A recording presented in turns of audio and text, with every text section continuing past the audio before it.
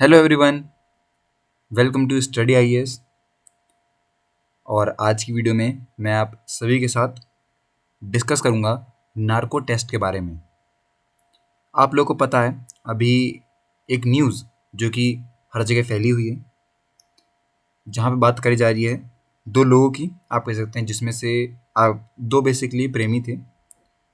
तो उन्होंने क्या किया, जो लड़का था उसने लड़की की हत्या कर दी, मर्डर, और बहुत दर्दनाक मर्डर करा।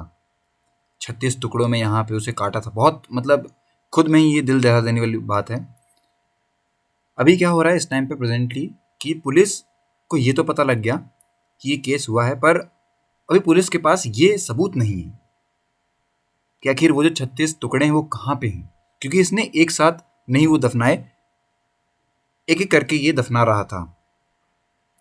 अभी ये जो नार्को टेस्ट हुआ है इसमें इसी को जानने की बात करी जा रही है। तो हम डिस्कस करेंगे इसी के बारे में, क्या होता है नार्को टेस्ट, कब होता है नार्को टेस्ट, कौन परमिशन देता है इसके लिए, कैसे होता है, तो सब कुछ हम डिस्कस करेंगे आप लोगों को। इसके बाद काफ़ी कुछ समझ में आएगा इस पूरे केस के बारे में। तो मैं कॉन्टेक्स्ट देते हुए चलूंगा और एक एक बात इन डिटेल एक्सप्लेन भी करूंगा। अब चालू करते हैं, लेकिन उससे पहले बता दूं कि 24 नवंबर से जो नया हमारा यहाँ पे बैच है ये लॉन्च है 2024 वाले बच्चों के लिए। आरंभ और एक्सपीडिशन बैच है दोस्तों, ये लॉन्च होगा। तो आप लोग जाके जल्दी जल्दी इसमें एनरोल कीजिए। दोनों ही लैंग्वेज में है, बायलिंगुअल और इंग्लिश दोनों में ही है।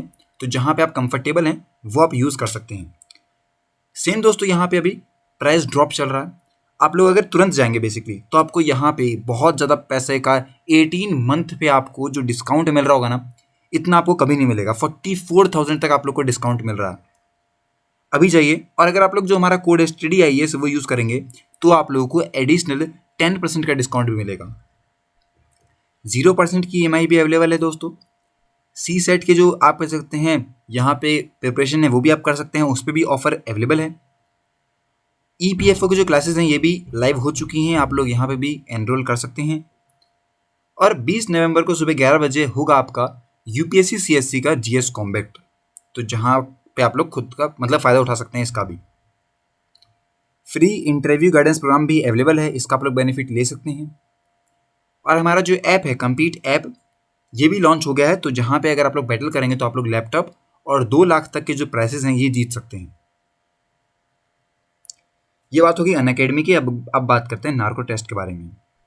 देखिए, दिल्ली कोर्ट ने ऑर्डर दे दिया है कि नार्को टेस्ट होगा आफ्ताब अमीन जो पूना वाला है इस पर। जिस तरीके से यहाँ पे आप कह सकते हैं इसने अपनी प्रेमिका श्रद्धा वलकर का यहाँ पे जो केस था उसको लेते हुए उसकी जो किलिंग है उसके बारे में बताया गया है। अभी दोस्तों मैं बताऊं आपको, इस टाइम पे ये पूरा जो केस है ये स्पॉटलाइट में है, और उसके बाद यहाँ पे यूज़ किया जाएगा एक स्पेशलाइज्ड एग्जामिनेशन, जो कि एक एडवांस टूल होता है इंटेरोगेशन का। तो उसकी बात यहाँ पे करी गई है। इसको हम लोग ट्रुथ सीरम के नाम से भी जानते हैं, और ये यूज़ किया जाता है for solving crucial cases in the past. मतलब जो पहले के कुछ यहाँ पे केसेस हुए हैं, बहुत इंपॉर्टेंट केसेस जहाँ पे इंफॉर्मेशन निकलवाना बहुत ज़रूरी है, तो वहाँ पे इन चीज़ों को यूज़ किया जाता है।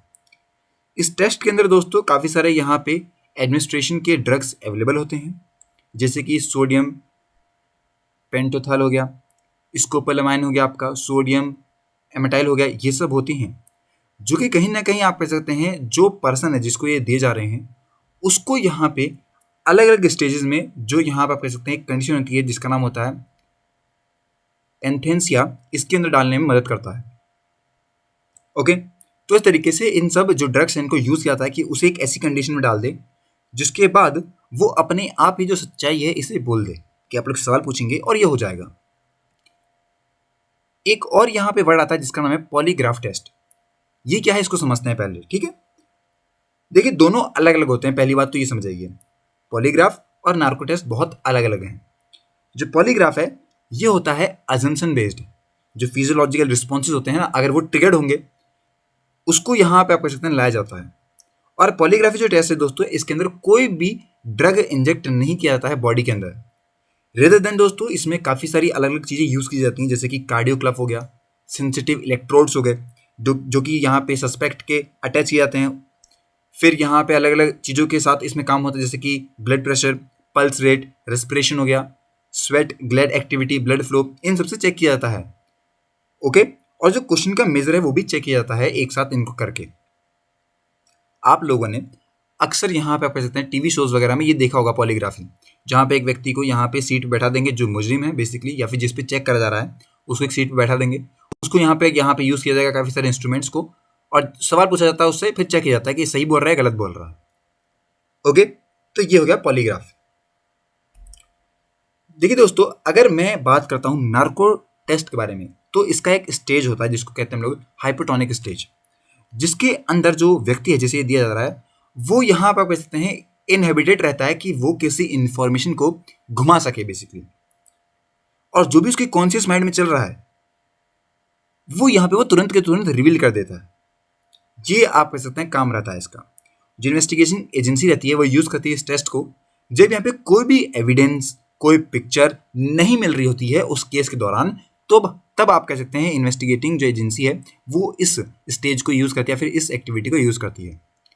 जो यहाँ पे नॉर्म्स हैं, जो रूल्स हैं, उनके हिसाब से कंसेंट लिया जाता है पर्सन के थ्रू, जो नेसेसरी है, क्योंकि जिस पे ये होने वाला है उससे पहले कंसेंट होगा। सुप्रीम कोर्ट यहाँ पे रूल करवाते हुए बोलती है कि narco analysis, brain mapping, polygraphy जो है वो कंडक्ट नहीं हो सकता है बिना किसी व्यक्ति के या फिर किसी के भी कंसेंट के बिना। तो आप लोग नहीं करा सकते हैं, अगर कंसेंट नहीं है तो आप लोग नहीं करा सकते हैं। टॉप कोर्ट यहाँ पे आप कह सकते हैं ये बोलती है कि जो रिस्पॉन्स है पेटिशन का, क्वेश्चन किया जाएगा उसकी वैलिडिटी ऑफ सच टेस्ट, वो इलीगल है और कहने की वॉलेशन है उनके पर्सनल लायबिलिटी को लेके। तो यहाँ पे ये बातें भी बोली हैं बेसिकली कि आप लोग को कंसेंट लेना जरूरी है, क्योंकि अगर आप लोग ऐसा नहीं करेंगे तो ये उस व्यक्ति के यहाँ पे अधीन हो जाएगा, उसकी पर्सनल लायबिलिटी के अधीन ये बात है। सोचिए, हम लोग मुजरिम के बारे में भी इतना सोच रहे हैं, कोर्ट हमारी इतना सोचती है मुजरिम के बारे में कि गलत काम का पता लगाने तक के लिए हम लोग उनकी परमिशन ले रहे हैं। जो नार्को एनालिसिस टर्म है दोस्तों, ये ड्राइव होता है ग्रीक वर्ड से। इसका जो मतलब है वही आता है टॉर्पोर, मतलब कि एक ऐसी कंडीशन जहाँ पे आप लोग इतने कैपेबल नहीं होते हैं कि आप लोग बातों को घुमा सकें। और इसको यूज भी किया जाता है बेसिकली डायग्नोस्टिक या फिर यहाँ पे आपके साइकोथेरेपेटिक टेक्निक के दौरान, जहाँ पे आप लोग साइकोट्रॉपिक ड्रग्स वगैरह यूज करते हैं उन पे। बार्बिटूरेट्स करके एक आपके ड्रग है, उसकी बात करी जाती है, तब हम लोग यहाँ पे नार्को एनालिसिस वर्ड को यूज करते हैं। एक्सपर्ट की बात माने तो जब यहाँ पे नार्को टेस्ट हो रहा होता है तो पर्सन जो जिसपे ये होने वाला है बेसिकली, उसको यहाँ पे जो उसका नर्वस सिस्टम रहता है वो आप कह सकते हैं मॉलिक्यूलर लेवल पे भी काम करना इंटरफेयर नहीं करता, बहुत कम इंटरफेयर करता है। मतलब कि आप लोग बातों को घुमा नहीं सकते हैं। जैसे आप लोग सो रहे हैं ना, उस टाइम की जो कंडीशन होती है बेसिकली उस व्यक्ति की आप मान सकते हैं। जो डोज है ये डिसाइड किया जाता है बेसिकली एज पर the person sex, age, health और फिजिकल कंडीशन के तहत यहाँ पे ये डिसाइड किया जाता है कि कितना डोज उन्हें देना है और कितना नहीं देना है।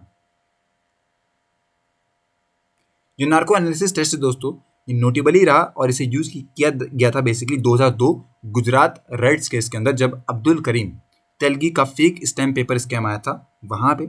जब आप कह सकते हैं नितहारी किलिंग्स केस है 2007 का, उसमें 26/11 का मुंबई टेरर अटैक, जो अजमल कसाब था टेररिस्ट, उस पर भी ये यूज़ किया गया था। इसकी तो वीडियो यहाँ पे यूट्यूब पे अवेलेबल भी है, आप लोग देख सकते हैं।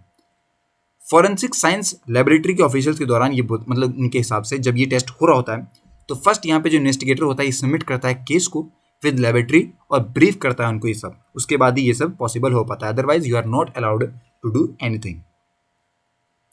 उसके बाद जो उनके यहाँ पे साइकोलॉजिस्ट होते हैं उसका सेशन होता है विथ इन्वेस्टिगेशन ऑफिसर, जो एक्सपर्ट हैं ये इंटरेक्ट करते हैं सस्पेक्ट के साथ और यहाँ पे उनसे बात करते हैं, उनका कंसेंट वगैरह लेते हैं।